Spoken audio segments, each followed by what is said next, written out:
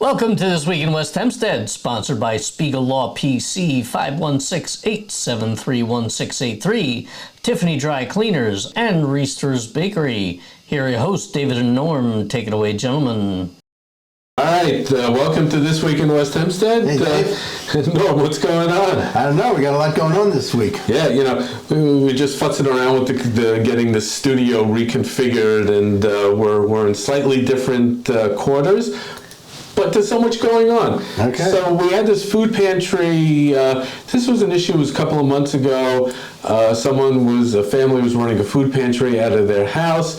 The town of Hempstead closed them down. And what happened after that? So they opened another one in the church, right? Okay. The local church has got a food pantry running now. Over 100 people have been there since they reopened. Okay. So clearly, there's a need for food in this neighborhood. It's hard to believe that there's so many families that are in need. But we know that from West Hempstead on both the Jewish community side as well as the church side. So, I'm glad they're opened up under a new permit. You may have remember I was ranting quite a bit about this, about how, I just don't understand why the government was being so difficult about this. I'm glad to see them open. I checked, I think we did this story in May. So it's 3 months people went without food because somebody had to get uptight. I'm glad they found a home, and let's hope they keep serving people. Yeah, so we give a shout out to the Power of Prayer Church, which is on Mahopac Road. I'm not exactly sure where that is, but go there if you need it. And, it's really great to see the community come together. So let's talk about the library. Some people think that I'm obsessed with the library. And you are obsessed with it. I'm obsessed because I like it, and I like to use it, and I feel like I'm supporting it with all of my late fees. So I reached out to Regina Masia, the library director, to get some clarification regarding the credit card policy, because I got all confused. I went to the front window, pay overdue books, and they took credit cards. So I'm like, well, wait a second. Why are they taking credit card payments for overdue books, but yet if you have to sign up for a class or get a pass for a museum, you have to bring cash or you have to bring a check, and sometimes it has to be exact change. So why can you? So she explained it. So there's a reason. The reason is that when you go to the front desk to check out your books, you're using the Central Nassau County Library System's credit card payment system, and that money actually doesn't go directly to the West Hempstead Library. It goes to the Nassau County system, and then it kind of goes through whatever changes, and it comes back to the library, possibly in an indirect form, but it's not like you pay $2 and it goes right into the library. So it's bureaucracy. Right.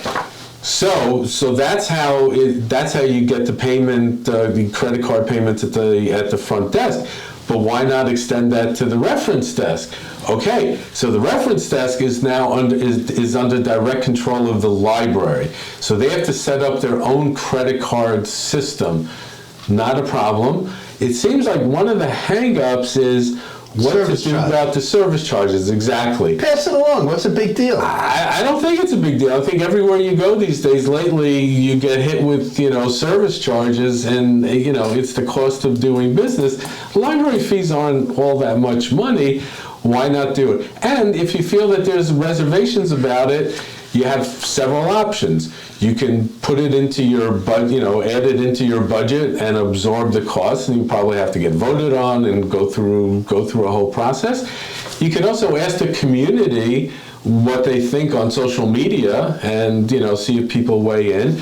And even thirdly, what are the other libraries, in Nassau County, which seem to take some of them at least that I know of, take payments directly? What's been their experience? So putting stuff on social media and looking for comments. Look, with our dear friends at Reister's, they have a cash price and they have a credit card price. It's just it's just the cost of doing business, and I think most people would eat it honestly for the convenience of not having to walk in with $39.27.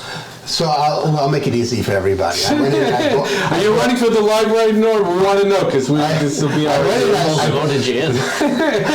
We were this close. I went 10 old magazines, consumer reports, which I love, and they were sitting out on the counter. They are 5 cents each. They don't have change there, right? Because there's no bucket for change. So, and I only had a $5 bill. So they said, okay, so you can come back and bring it another time. I said, or I could just give you the $5 and you can keep the change. They almost fell over. They didn't know what to do. What are they going to do? $4 contribution to the library. There's no setting for that. I mean, you got to put, now you just see screwed up the whole system. Repeat after me. Keep the change. That's all you need to do. I get it. Don't worry about the credit cards. Give them an extra couple of bucks. They've earned it. But it is a government institution. Maybe they should absorb it. Whatever it is. It's no the big bottom deal. line is take the payments because, for example, they have a defensive driving class coming up September 20th, and it's $33. In-person registration at reference, check payable to greenhouse safe. You shouldn't have to do any of these things. I mean, again, maybe in this case it's a third party, so it's a little bit different. But in general, it's such a pain in the neck for people to have exact change. For people to write a check. Okay, my computer. I think we'll move on, but that rant is specifically for my wife, so carry on. But I could tell you that's one of the best buys in town. You get to save probably a couple $100 off your insurance if you have. Defensive driving is great. It's worth every penny. So don't miss an opportunity to do it. Yeah, but here's my complaint about that. The date is on a Saturday, September 20th. You have a large population that's not going to be able to go, Orthodox population here. Maybe better to do them in addition on a weekday. Yeah, I think Saturday. that can be resolved if they can, especially the library is going to be opening back up again on a Sunday, starting after Labor Day or whatever, so maybe a Sunday is possible in the future. So Or you can go to the barber shop, which does everything. I think they give driving You do driving classes, he gives you the permit, whatever you want. By the way, there's a lot going on with the roads we should move on to for sure. Yeah, and also, again,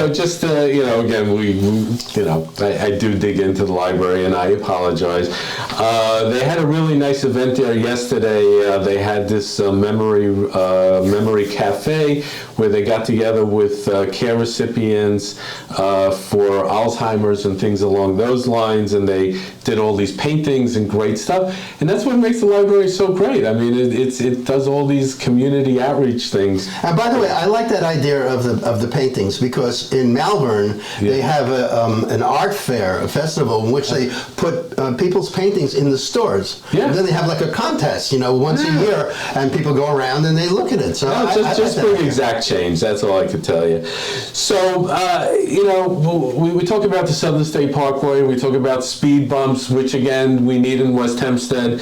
Newsday, they did this report. They have this. They had this newsletter where they specifically reference now what they call Blood Alley. It used to be like where I grew up where I lived in Queens Boulevard. They used to be the Boulevard of Death. So now they got Blood Alley, which is the Southern State Parkway. The numbers are just staggering. Every month somebody dies. 42,000 reported crashes in the last decade. 137 deaths. 846 serious injuries, and this is just across a stretch of 25 miles. Yeah. And it's just not built for speed. So last night by exit 17, right by us, there was a report of a motorcycle crash, and there was a fatality. Highway was closed. How long does this have to go on? I mean, why are there no one's checking, giving out speeding tickets, whether it's, cops directly, whether they have the monitors and they have the technology to do it. It's like you're literally taking your life in your hands every single time you get on the Southern State. Just getting on the ramp here, it's like you got to go from, let's go from like 0 to 90 in like 3 seconds. If your car can't do it, it's like, whatever. I mean, it's like, it's enough. And again, they shut the entire road down yesterday for this. that happens when people were like stuck on there a for motorcycle. 3 hours or whatever. But listen, God bless the motorcycles. I've seen enough of them be crazy. But like, I took a trip. I was out in Farmingdale yesterday. Yeah. And people were blasting past me, and I'm like, dude, relax. It's these 100-mile-an-hour speed chases, and as soon as you get over the Bell Parkway, it's like, racers, start your engines, and it's like, it's just enough. When are the politicians really going to focus on this? I don't understand. But I would also, call out to the motorcycle guys. I mean, they're in and out of the lanes. People are not used to it here. On the West Coast, they're used to motorcycles more than here. But we're not, and they come out of nowhere. And when you take them out, they're done. Yeah. These guys are done. They're creamed all over the highway, and they have to shut the highway down. There's no reason for them to be flying like that. But Southern State Parkway, we've got to do something. A quick comment just before we go to commercial break. Someone was complaining on Facebook.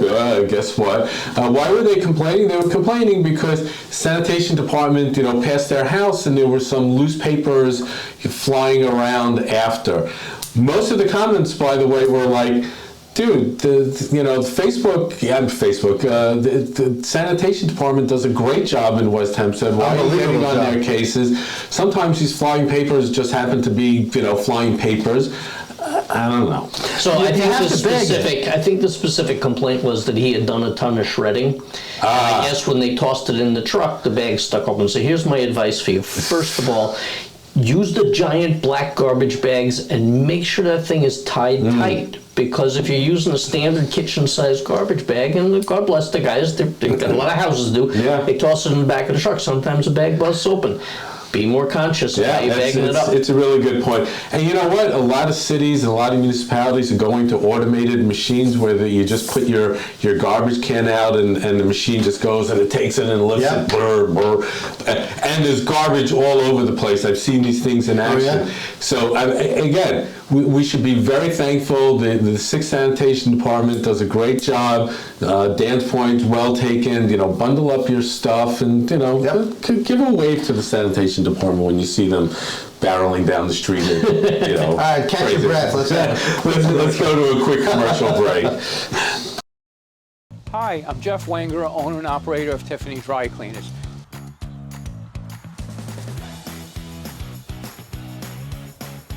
We've made things even easier. Schedule a cleaning pickup just with one click on our new app or website. And don't forget, we offer free pickup, delivery right to your door.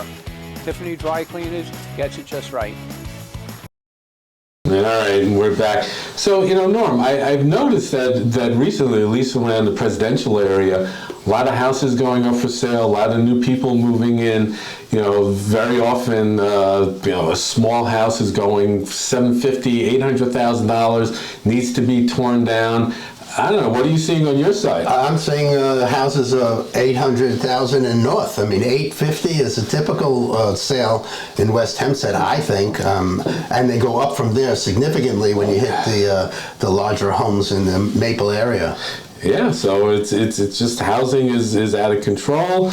I guess this is a whole issue with Nassau County post-COVID, and it hasn't cooled off. So not only has it not cooled off, the larger houses are going for $2 to $3 million on Maple. There are at least 3 of them that went those numbers. Those are crazy numbers. Yeah, crazy.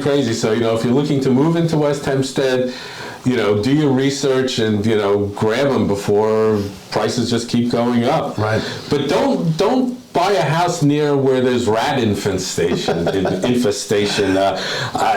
Facebook, I saw a whole bunch of things, a whole thread about rats that were seen near Woodfield, and I think near the construction areas that are going all over the place. I don't know. Well, it's a temporary thing during construction. I mean, they disturb the ground. They're doing digging, and when it's so for a couple of months, it'll be like that. So you either bide your time or call. We have numbers to call, right? Yes. Echo has 1-844-DEC-EC0S OS. That's a 24/7 number for the county. Or if you just adopt a rat. If you see a rat, just scream like hell and just run. I will tell you that I've actually seen a couple up near some of the construction up Hempstead Avenue, and whatever, it's not my favorite thing to see. So, look, hopefully when the construction is done, they will find someplace else to be. Yeah, like away from here. Go into the New York City subway system. That's where you belong. So again, you know, so social media had a video of these two guys who were fishing in Hall's Pond. You got to be really hungry to fish in. Yeah, I mean, like first of all, how did these fish survive? We have this one turtle. God help him, is like Courageous Cat. I mean, it's turtle like soup. I hope they didn't catch the turtle. He should be a landmark already. But like fish, like in Hall's Pond, after everything that's been going on, seems nuts. I mean, how many fish can you catch in a day in Hall's Pond? There are 2 fish, 3 fish. I mean, honestly, it's going to look like those fish from The Simpsons with the 3 eyes coming off the Long Island Express. Well, there's a one. By the way, can I just like the Hall's Pond project is now over? Is that kind of where we're No, I think it got stuck in regulations. And, we're just in permit phase. That's all. But I mean, people need to understand these are not healthy fish. They're poisonous. And if you're just fishing for sport, that's one thing. If you're eating these, you're in for big trouble. Big trouble. You know, just on the we're getting into election season, and actually later today we're going to be interviewing Alina Nix. We should have that next week. She's running in the 5th District locally. She's running against Moshe Hill, so that should be pretty good. And if you had any questions about all the elections that are going on, you can speak to John Batiste Corellis. He's going to be at the St. Thomas Apostle tonight, Wednesday the 20th, and also next week the 27th. So stop in, and if you have any questions, and it's great to be informed. And just a reminder that John Baptiste is running for the town of Hempstead Council rather than Alina Nix is running for the Nassau County Legislature. Yeah. That's it. I got nothing else to add. No, that's great, because we're confused. And by the way, let's not even talk about gerrymandering, because that whole issue has been all over the country, and Texas and California. What about the gerrymandering for this super minority district? I mean, again, gerrymandering is done all over the place. It's done by every party. They got to figure out a better way to divide the country, but it's crazy. I don't know. They could just work in squares and just come up with a number of squares. It's just a grid. Squares, like normal people. Yeah, it's just the way that is. You can't just draw squiggly lines. Apparently, yes, you can. Yeah, I guess you can. Yeah. It's political. The next story is Consumer Watch. Yeah, we'll say. We'll talk about it real quickly again on social media. Someone was complaining that in the Cherry Valley Marketplace, when they measure food on the takeout, that allegedly the people weren't taking out the tear number, which is sort of like you're supposed to weigh the container first and then take it off, so you don't pay for the container and the food. I don't know how many places do this around here. It is actually like a New York State regulation. I remember as a teenager walking behind the counter and having to do this. My bigger beef with the Cherry Valley is that they stick these flyers in your wherever, and those things fly all over the place. So there you go. It all comes around. What's doing at Reister's? Reister's, damn, they got these little mini pastries, I think. This is fabulous. All kinds of different flavors. Napoleons, eclairs, cannoli, all sorts of things. $1.50 each. Go ahead and go to the store and pick up something small. Nice little small treat, not a huge one. Yeah. So I think we're running out of summer. We're running out of listen. I could do a whole podcast just on the library, but we'll save that for another time. I think we maybe did, but there's lots of progress. Listen, I wish everyone you have a great week, and we'll join you next week on This Week in West Hempstead. Stay safe on the Southern State. Thanks for watching, everybody. Please be sure to visit our sponsors, Spiegel Law PC, Tiffany Dry Cleaners, and Reister's Bakery. To find out more or to reach out to us, come visit us on social media at Facebook and Instagram, or visit our website at westhempsteadecho.com.